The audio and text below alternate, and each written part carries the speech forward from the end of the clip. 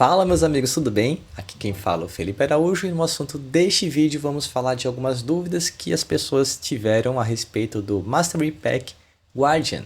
Vou colocar aqui 3 das principais e na frente, mais adiante, vou colocar uma extra de bônus.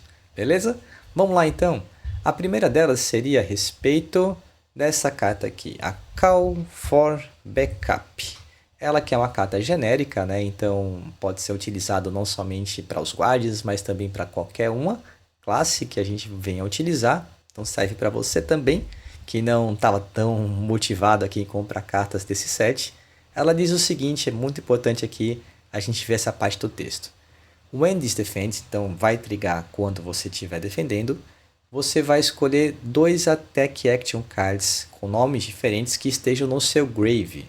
O oponente vai escolher uma delas e vai para o banimento, para o seu banimento. Vai pegar outra carta e vai colocar no topo do seu deck. Tá, qual que é a grande questão aqui? Imagine que eu coloquei até o exemplo passado no videozinho curto que eu fiz. Dá uma olhada aqui se você não viu, sobre o Pulping.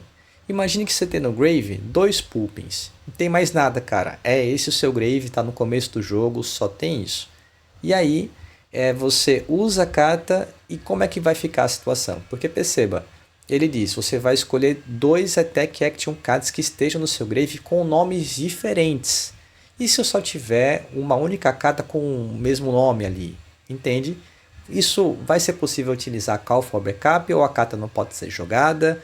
Ou eu posso jogar, eu vou pegar as 2 cartas ou vou pegar só uma? Como funciona? Pois bem, você vai tentar fazer com que essa carta seja resolvida no máximo que for possível, tá bom? Então vai ser possível jogar, mas da seguinte forma. Você vai pegar aquele Pulping, um só e não 2, afinal de contas não tem 2 nomes diferentes, pode ser até de cor diferente, mas só tem a possibilidade de você pegar uma dessas 2 cartas. Você vai pegar e o oponente vai escolher uma delas. Não tem uma delas, né? Só tem uma. Então vai pegar a própria carta que você acabou pegando, aquele Pulping, e vai levar para o banimento. Vai colocar alguma carta no topo? Não, não tem carta para ser colocada no topo. Então vai finalizar aí. Uma dúvida que o pessoal perguntou é que se tivesse o texto dizendo choose up to 2 cards, ou seja, escolha até 2 cartas, isso seria mais lógico de você conseguir fazer. Mas mesmo com esse texto de você escolher 2 Attack Action Cards e não up to, isso vai ser possível jogar, não vai falhar, você consegue fazer no máximo que for possível, como havia mencionado inicialmente. Beleza? Então segue aqui o jogo para que a gente veja a próxima carta. Essa daqui a gente já passou. Essa interação é bem interessante e bem complicada, vê só. A Valda possui aqui o seu texto inicial, não é ele que eu estou preocupado, eu vou para a parte de baixo, tá bom? Então, no começo do seu turno, se você controlar 3 ou mais Seismic Surge Tokens, e nesse meu exemplo você vai partir do pressuposto que eu estou controlando esses 3 Seismic Surge Tokens, as cartas que você possua com Crush, eles ganham Dominate nesse turno. E aqui eu vou frisar que ele diz o quê? As cartas que você possui. Carta, tá bom? Por que eu estou falando isso? Porque imagine que você só tenha na mão a Livadent, uma carta azul, e outra carta azul, de forma que você não consiga utilizar o Dominate que a Livadent vai... A Dominate não, o Crush que a Livadent vai conceder para uma Action Card, melhor dizendo, não é nem para uma Action Card, para uma Guardian Attack. Tá? Então assim, poxa, eu não consigo dar o Crush para essa carta porque eu não tenho pitch suficiente para poder jogar essa carta subsequente. Esse é o cenário. Então, qual seria a melhor play aqui? Né? Eu vou pegar a Livadent e vou dar o Crush para quem? Para minha Weapon. É possível? Veja como está escrito. Your next Guardian Attack. Como ele fala Guardian Attack, você vai poder conceder esse efeito que ele vai dizer na sequência, que é o Crush, tanto para Weapon Attack como para Attack Action Cards, que sejam de Guardian, é claro. Tá? Já que ele especifica apenas que é para Guardian e coloca o termo Attack, sem fazer um recorte para Weapon Attack ou para Attack Action Cards. Tá bom? Então vai funcionar para Weapon e vai funcionar para Attack Action Cards. Tá, vamos seguindo. Então, o próximo Guardian Attack desse turno, o que vai acontecer? Vai ganhar o Crush. Então, eu vou, nesse meu exemplo, jogar essa carta e procurar fazer com que a minha Weapon Attack de Guardian ganhe o Crush, tá? E aí, veja, a minha arma vai ter o Crush. Será que a Valda vai fazer com que essa minha arma ganhe Dominate? Afinal de contas, eu parti do pressuposto que eu tinha Seismics necessárias e ela agora possui o Crush, a Keyword Crush, né? Então, será que por conta da Liva Dente, que me deu o Crush para minha Weapon Attack, eu vou conseguir fazer com que ganhe o Dominate? É este o cenário. E a resposta é não. Não, por quê? Afinal de contas, você poderia pensar, poxa, mas Felipe, não tá com Crush a Weapon Attack? Se tá com Crush a Weapon Attack, a Valda não dá o Dominate? O que aconteceu aqui que não funcionou? Veja bem, aqui é a parte difícil de explicar. Eu tenho a Weapon. A Weapon, ela produz o quê? Uma habilidade ativada que vai fazer com que uma Attack Proxy ela vá para a minha Combat Chain. E aqui é que as pessoas costumam se confundir e eu não tenho conhecimento de que a habilidade ativada produz um ataque proxy. Não é a própria carta ali que está indo para a Combat Chain. Isso também acontece, por exemplo, com os aliados do Grave Bonus. Os aliados, eles, em alguns casos, né, como nesse do Grave, eles possuem um custo para poder ter uma habilidade ativada e fazer com que um Attack Proxy vá ali e produza o ataque efetivamente. Não é aquele aliado em si, e sim uma cópia desse aliado que está indo para a Combat Chain. E por que isso é relevante? Vamos ver de novo aqui a habilidade da Valda? É só. A Valda diz: cartas que você possua com Crush ganham Dominate. Cartas, e eu falei bem para frisar essa parte. O que a Liva Dente faz? Olha aqui de novo. A Liva Dente diz: Your next Guardian Attack. Ou seja, quem vai ganhar o Crush vai ser o ataque, tá? A Weapon não é o ataque. O ataque é a cópia, é a proxy de ataque que vai estar indo para a Combat Chain. Isso significa dizer que quando eu atacar com a Weapon, ele vai ter o Crush, tá? Perceba que a Liva Dente vai sim dar o Crush para o Weapon ataque e não para o Weapon em si. E a Weapon em si é a minha card.